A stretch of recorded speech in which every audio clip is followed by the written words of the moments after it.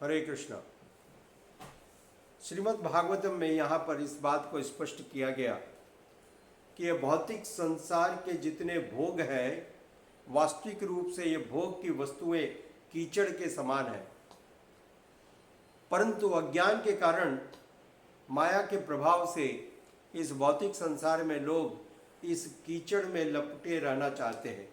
जिस प्रकार से एक व्यक्ति जो नशे में होता है, उसको नहीं मालूम पड़ता, यदि वो एक कीचड़ के ढेर में गिर जाए, कीचड़ के गड्ढे में गिर जाए, तो भी वो सोचता है कि मैं बड़ा आनंद में हूँ, ये बहुत ही ठंडी जगह है। किंतु जो एक सभ्य व्यक्ति है, वो देख पाता है कि ये कितनी गंदी परिस्थिति में पड़ा हुआ है। ठीक उसी प्रकार से माया के प्रभाव से लोग भौतिक संसार के भोग की वस्तुओं को बड़ा ही आनंदमय समझते हैं और इन भोगों में इतने लिप्त हो जाते हैं कि भगवान को याद करने का उनके पास कोई समय ही नहीं होता, मौका ही नहीं होता और वो इसकी आवश्यकता भी नहीं समझते। इस कारण से उनका जीवन दिन पर दिन और ज़्यादा दुखमय दुखमय दुखमय होते रहता है।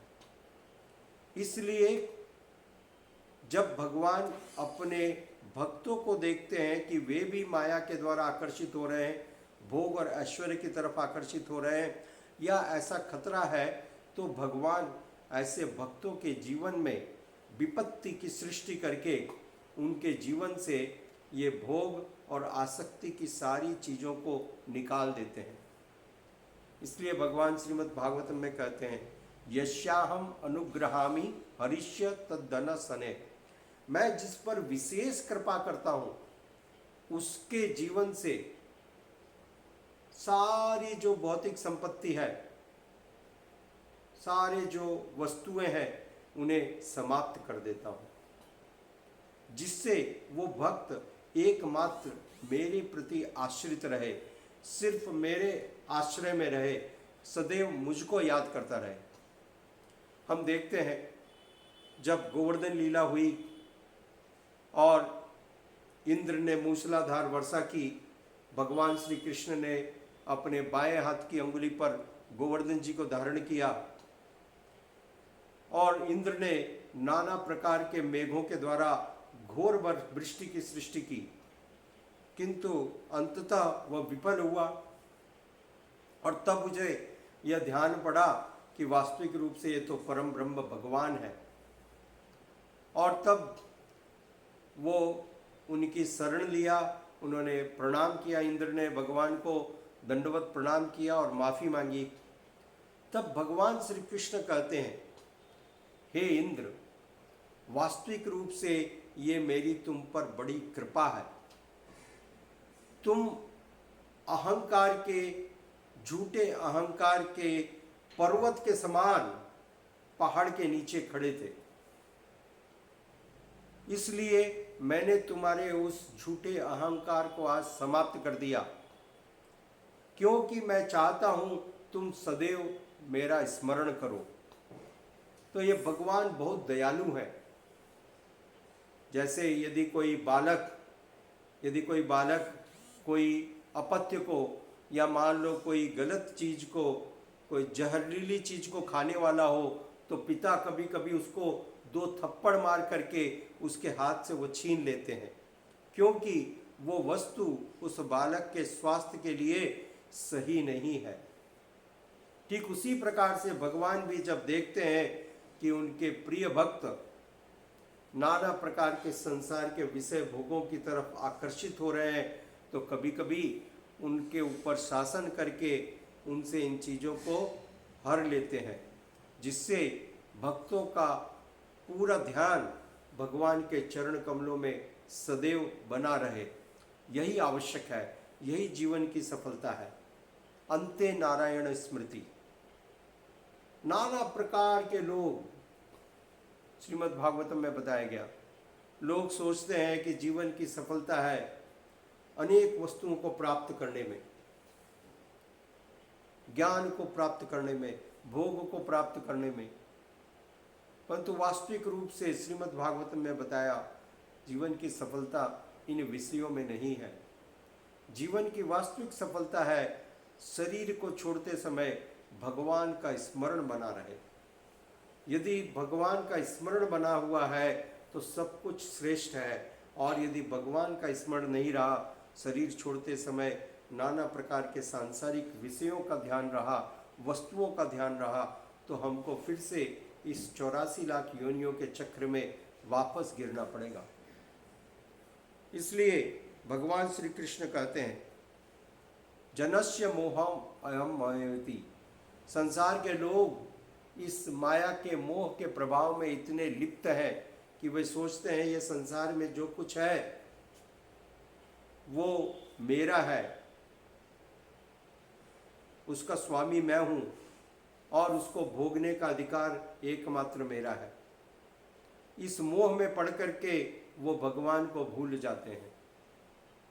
इसलिए उनके इस मोह को समाप्त करने के लिए भगवान विशेष कृपा करके इस मोह को नष्ट करते हैं।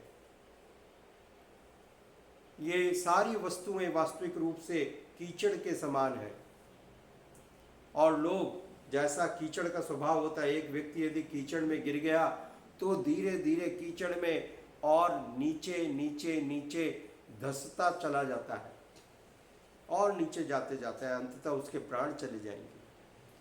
ठीक उसी प्रकार से माया के इस कीचड़ में जो व्यक्ति धंसता जाता है, धीरे धीरे धीरे धीरे धीरे उसकी चेतना भगवान के चरण कमलों को भूलती जाती है, विस्मृत करते जाती है, और अंततः वह इस भौतिक चेतना के अंदर शरीर को त्यागता है, जिसके कारण उसको अगले जीवन में अत्यंत ही गर्हित जीवन मिलता है।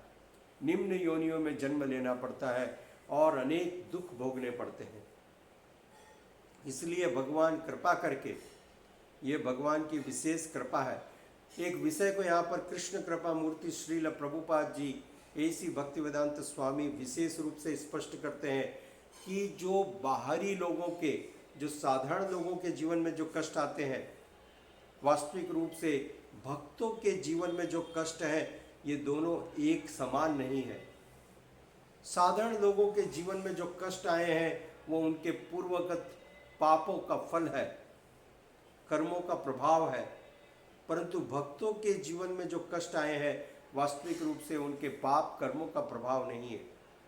यह भगवान की अनुकंपा है, भगवान की कृपा है।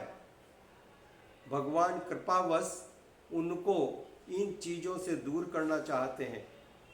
इन चीज़ों से दूर कर स्वयं अपना चरणामृत प्रदान करते हैं, स्वयं अपने को याद करने की उनको विशेष सुविधा प्रदान करते हैं, क्योंकि भगवान का निरंतर स्मरण होना ही वास्तविक रूप से शुद्ध है, शुभ है, और भगवान को भूलना ही अशुभ है।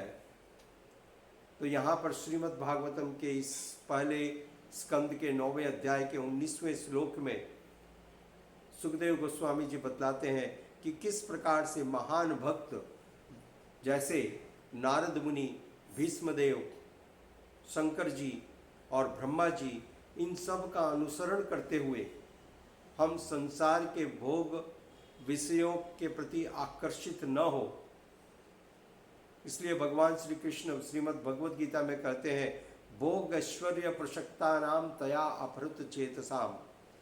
जो व्यक्ति संसार के विषय भोगों की तरफ आकर्षित हो जाता है, फिर ऐसे व्यक्ति का मन भगवत भक्ति में लगना बड़ा ही मुश्किल कार्य है, दुष्कर कार्य है।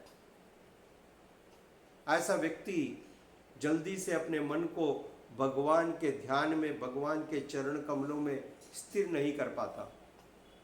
और चूंकि जो व्यक्ति भगवान के चरण कमलों में अपने मन को स्थिर नहीं कर सकता है, निश्चित रूप से वो दुर्गति को प्राप्त करेगा।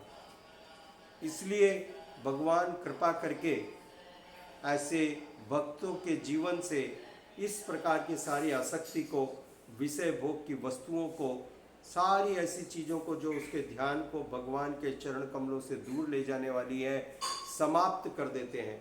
और यह भगवान की विशेष कृपा है, यह कोई दुख का विषय नहीं, वास्तविक रूप से यह भगवान की अनुकंपा समझी जानी चाहिए। यह स्पष्ट किया गया। हरे कृष्णा।